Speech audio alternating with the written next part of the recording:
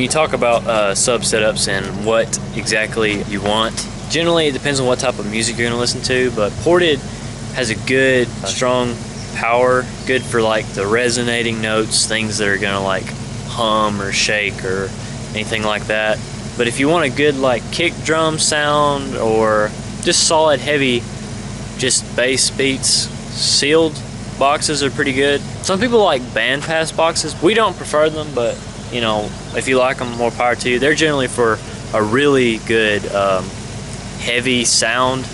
You feel it more than you hear it. What's a bandpass box for? Like sound? Yeah, like what's the sound qualities, what's the sound benefits of a bandpass box? Really hard thumping, like rock music basically. Okay. But I like how ported sounds for a kick drum. Right, okay. I've never heard a bandpass in a lot. Kind of just all depends on what you prefer. Typically, if you want the loudest setup, ported is pretty much the way to go.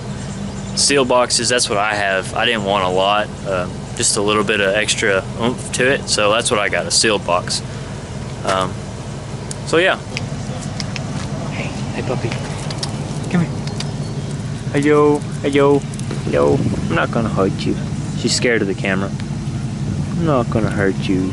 So we've got our wires, the positive battery positive wire and the power control wire ran through the side of the vehicle. So now he's placing panels back. You kind of want to make sure that you keep them out of sight, and also because you're coming from behind the radio to the other side of the vehicle, you want to make sure that they stay high up enough that they're not going to get in the way of the foot pedals or anything like that.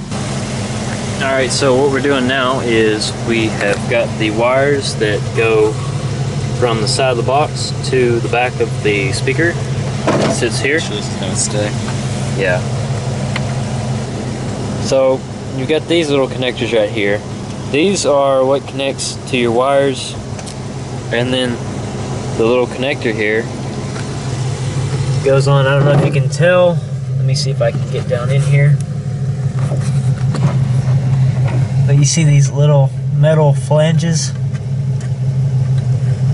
These little connectors just slide onto these little flanges, and you may want to crimp them and tighten them up so that they fit well, but that's after you connect these to your wire. That ain't even connected, it's just like slid up in there. Really? Well, that might have made things a lot easier. It does. But will it not pop that out? No. You could stick some electrical tape around it and make it fit better. I think it's fine. I had to push pretty hard for it to come up. Okay. But that's actually good, because now if these actually vibrate loose, then you can go back in. I know you don't have to undo the stuff. Yeah. Alright, now, that's the fun part. Gotta make these long enough that they'll reach. Both sides? Yeah, but not long enough that they're just like chilling in the box. Yeah. Does it matter which side goes to the positive and which side goes to the negative side of the speaker? Yes. Yes, okay. If you do them backwards, then the sub sucks in when it's supposed to push out. Okay, so that's important. Which isn't a big deal. You just flip the wires around on the amp if it's doing that. Okay. Some people like it. Just depends. It's another one of those like it doesn't hurt anything. It's sound preference. Okay. Because it's a different sound when it sucks in and when it pushes out. Right.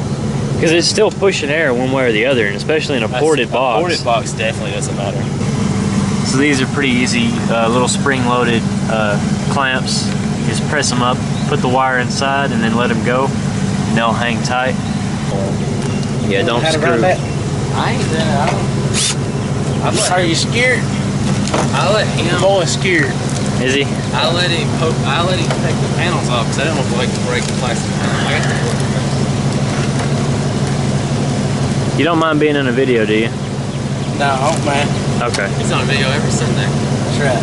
All right. Twice. Twice a Sunday?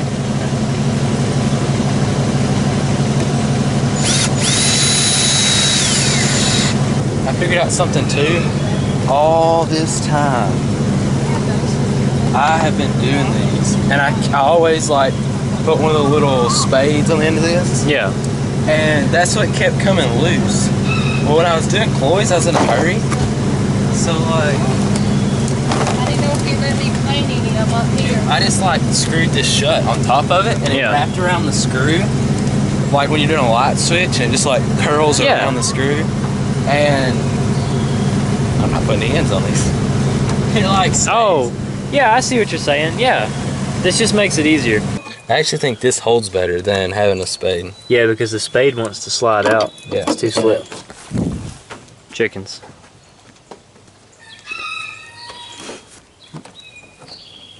He's cutting the insulation off, stripping the wire because we don't have a correct size wire pliers. Wire pliers. Wire pliers. This video is going to make us incriminatingly redneck. That's okay. I'm alright with it. So, he's got these wires ran here, and in this case, we're running them underneath the carpet here because, as you can see, there's other wiring places in here. He just got the panels off the other side for your sub signal wire. Oh, sorry. And you can see those are here. And they run the same way as the other ones do, all the way down the side of the vehicle to the trunk. I don't remember which one I put where.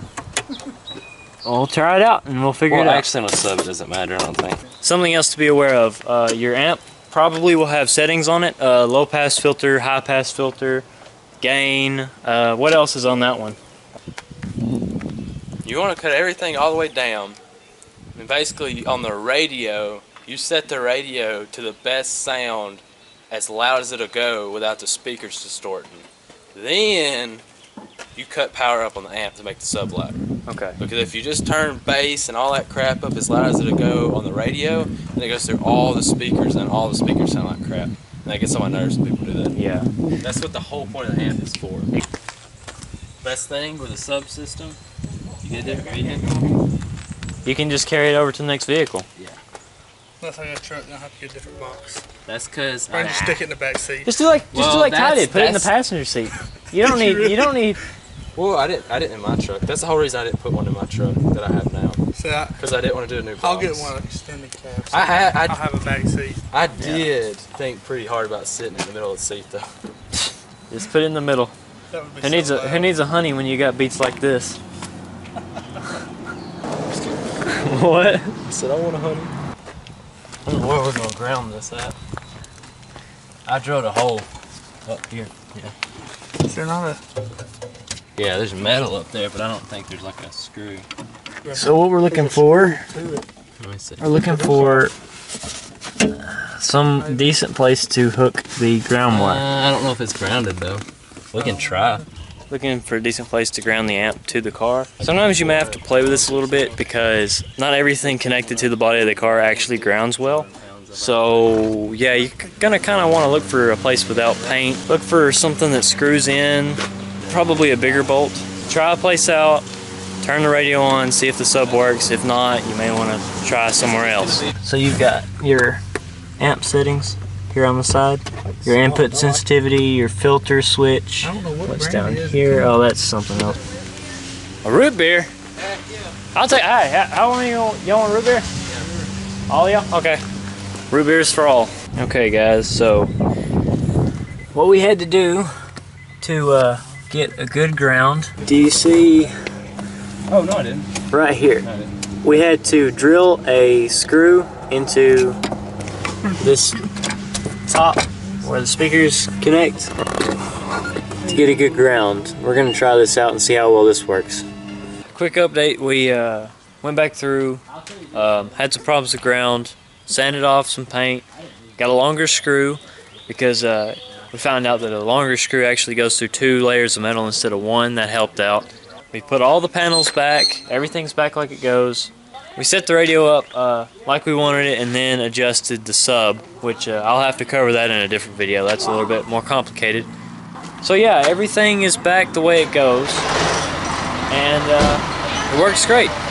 So yeah, that's pretty much where my camera died and I was unable to get any more footage of what the finished setup was like. I'll just have to probably do another video to explain how to set the sub up and what the finished product looks like and how your radio should be set to kind of equalize the sound coming from your speakers and from the sub itself. But yeah, that's pretty much the whole install, and if you have any questions, let me know in the comments, or any suggestions for other how-to videos or any videos in general you'd like me to do. Just let me know in the comments, and I hope you enjoyed this 3-part series, and maybe I'll make another video explaining more in the future. If you're still watching this, I don't know what you're doing. Maybe you enjoyed it, maybe you learned something, maybe you even thought we were professionals. Don't believe it. But if you had fun, just leave a like, let me know in the comments, and I'll be making another video soon. Tell me like a Hellcat.